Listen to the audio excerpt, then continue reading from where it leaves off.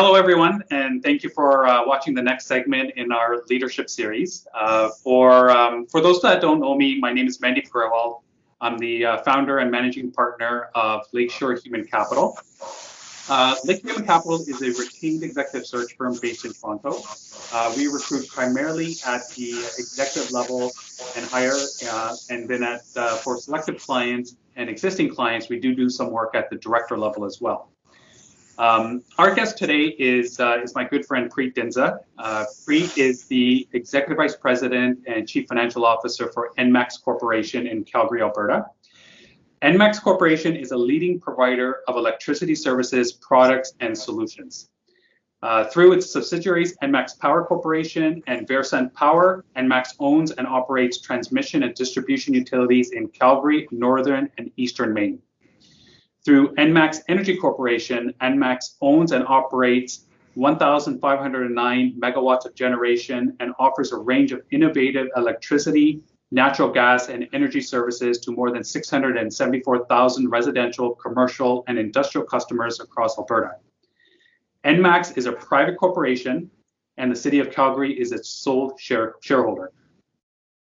Preet has over 25 years of senior experience spanning a range of industries and markets. Before NMAX, Preet served as Senior Vice President and Chief Financial Officer, Global Banking and Markets at Scotiabank, and was the Executive Vice President, Chief Administrative Officer, and Chief Financial Officer at the Ontario Lottery and Gaming Corporation.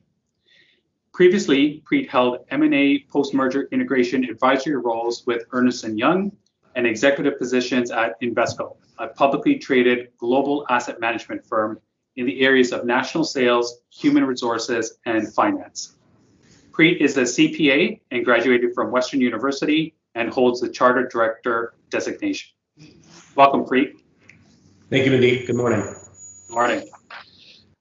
So we have, Preet, we have probably about 9 or 10 questions for you, just trying to get a better understanding of who you are, your career, and touching a little bit on your leadership and leadership style as well.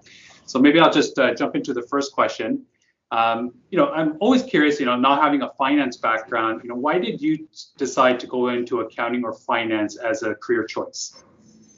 Yeah, so Mandeep, after a mathematics and stats Bachelor of Science degree many years ago, I thought going to the business world was the next step for me, and getting professional designation in the field is always helpful. Gives you a strong foundation financially and otherwise, allows you to have different functional roles, work across different industries, as well as work in any part of the world that you want to. So even looking back 25, 30 years, I still feel that designation is of high value, and I'm glad I did it. It opens doors for, once again, different industries, different geographies, and different functional areas, as well as finance as a strong suit. Right. Excellent. Preet, I've known you for quite some time, and I've always been interested you've had a bit of a unique career, right? You trained as an accountant. You have worked in both the private and public sector in senior finance roles, sales, and HR roles as well. How did this happen? It's a bit unique.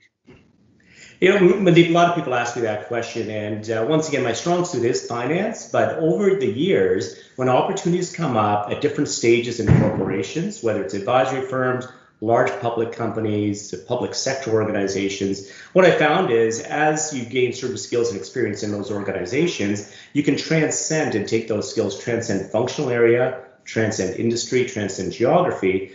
But I would not say it's overly strategic or calculated, but when opportunities come up and you're open to it, raise your hand and give it a shot. I think you'll learn a lot, develop a lot, and also provides opportunities for further growth, once again, in different geographies, industries, and different functional areas. So I was glad I had that experience, but when you move from finance to an HR role or HR to a sales role, there's always a learning curve, a material learning curve, but those skills can help you in any part of your career going forward. Right.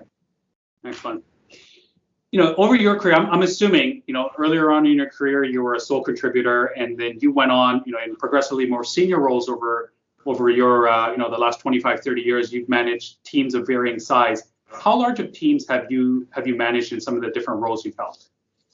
I would say the largest teams I've managed globally is about 300 employees. So 300 employees, we're talking about North America, Europe, Asia Pacific, As well, even in Ontario at OLG, the team was quite large also, a few hundred employees. And I've managed very small teams too. So I like the diversity and size of teams that I've managed. Depends on the mandate, depends on the global footprint of the organization. And you can scale up or scale down. And this is across a number of different functional areas, not just finance. Right. Okay. So it's a bit of a general question and a high level question, but how would you describe your own personal leadership style, and how do you get the most out of the people you're responsible for? Yeah, that's a great question. So what I find is collaboration works all the time. So if you have a lot of great people around the table, good experience, good skills, institutional knowledge of the organization, put them together with some maybe new people, and then collaborate on a number of different points. And so I would say collaboration is important. Diversity of viewpoints is important. I like to create opportunities and platforms for my team to get exposure to key stakeholders, whether it's senior management, it's the board, it's stakeholders outside the corporation, shareholders. So I often find providing development opportunities for folks is very important. And that's another way to add value from a leadership perspective, but also create really good careers for my team members. Right. And I'm assuming over your career, Preet, you've seen people that you've managed that have gone on to more senior leadership roles. And then conversely, you've probably managed people that, they're just never going to go beyond, the level that they're at, and they get stuck in, at the whether at an associate level or manager level for, their entire career. What would you say are some of the most difficult leadership qualities or skills to develop? I think one of the things that I've tried to do really well is try to understand where people want to go with their career. As you said, some people want to go upwards and make it broad across different industries or geographies. Others want to be individual contributors in the lane that they're in. So it could be finance, could be IT, could be HR. So understanding upfront and coaching and working with my team to understand where they want to go, because one size does not fit all. And in the spirit of being fair, flexible, and supportive to my team members, understanding where they want to go, how I can help them. And they may want to be at a certain stage in a certain lane for 5 years. And then after that, broaden out a bit based on exposure, profile, experiences they may have. So, things change over time, but I would not put everybody in the same bucket. And the key perspective is listening really well and gleaning what you think people want and socializing with them, and then seeing how you can help them progress whichever way they want to go. Yeah. Okay. Excellent. If I remember correctly, I think your eldest is entering the workforce later this fall, and probably his first job right out of university. And I'm assuming you've hired a number of new grads over your career as well, Preet. What do you look for personally when you're hiring someone fresh out of university who probably doesn't have a lot of work experience? Right. So, I resemble that comment almost 30 years ago. So not with a lot of work experience. But one of the ways that I think people can break into the work environment today is, number one is the attributes. They need an education in certain professions, of course, not all, but lots they do. Number two, what attributes do they have? So it's a lot of the PQ as opposed to the IQ, and understanding what they bring to the table, which is a lot of social skills, interaction skills, listening skills, being thoughtful to team members, being inclusive, being collaborative, all those attributes and style points I think are important that enhance above and beyond the academic qualifications. Right. Then you get into the workforce and you want somebody who's got energy, who has drive, wants to learn, once again, wants to interact and integrate well into the company. And I also look for those individuals who want to go a little bit more broadly, whether it's functionally or globally. Because I think the world's getting smaller, and I do think a lot of folks sitting here in Canada, I think there's opportunities all over the world for the next generation. So look for attributes, a good education, but also the drive and energy to succeed and integrate really, really well. Right. And how does this differ? And I'm assuming it does differ. Is you've hired more seasoned executives, people with 15, 20 years worth of experience. What are specific things you look for in some of those senior hires when you're having them join you, whether you were at OLG or at Scotia or in your new organization? Yeah, the first thing is, what's the function that I'm hiring for? Let's say it's a deep treasury function. So somebody very experienced would have that knowledge. Right. And I'd want them to come in and manage that very well. It's a very important portfolio as one example. And I would look at their background. Clearly, they're credentialized. They've got the skills, they've got the qualifications. I asked them at that stage, why do you want this role at this time in your career? And then where do you want to go? And they don't have to stay in the role forever, but maybe it's 3 to 4 years. But I had more about why do you want this role as opposed to why do you want to enter the workforce in this profession? That's the difference between a experienced hire and a new grad, perhaps. And I often find that different people at different levels of their career and different tenures want different things and they want to go at different places upon retirement or when they choose the next chapter in their career. So I'll try to manage through that. Okay, interesting. I know I interview a lot of senior executives, and I've always been under, it's obvious that as the more senior you get, a lot of times the busier you get, work becomes almost all-consuming. Preet, personally to you, what is important to you outside of work, and how does that give you balance in your life? Yeah, during the work days, especially now that we're all working remote and through different time zones, the workday gets longer and longer all the time.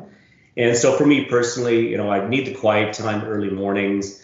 I shut down at a certain time of night. I like to travel a lot pre-COVID and post-COVID, but the last 15 months or so, it's been kind of stay at home a fair bit.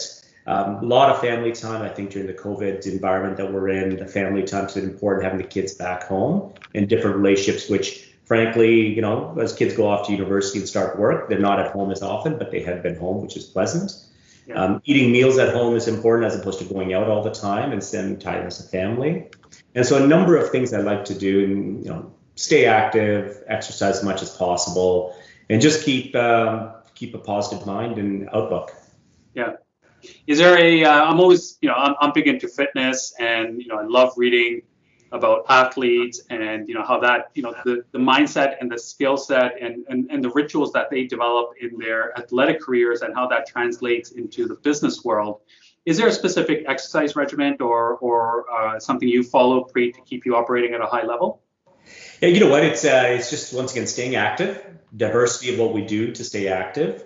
Sometimes it's sitting in the gym, sometimes taking a walk, sometimes walking up a hill. Different types of exercises and different types of activities important. And, team sports has always been good to me, and I've enjoyed it. Don't do a lot of that anymore, but still find ways to stay active and stay engaged.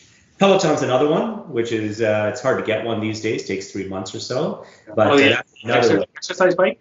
Absolutely. Yeah. That's another one. Great instructors, as you have a partner there all the time driving and pushing you, in absence of, once again, going to a gym with a coach, with a trainer, because those things are been shut down off and on over the last year, as we know. Yeah. Excellent. Well, listen, that's all the questions I had, Preet. I really appreciate you doing this, and I'm sure it's going to be really helpful to those who view it. Great. Thank you very much, Mandeep. Have a nice day.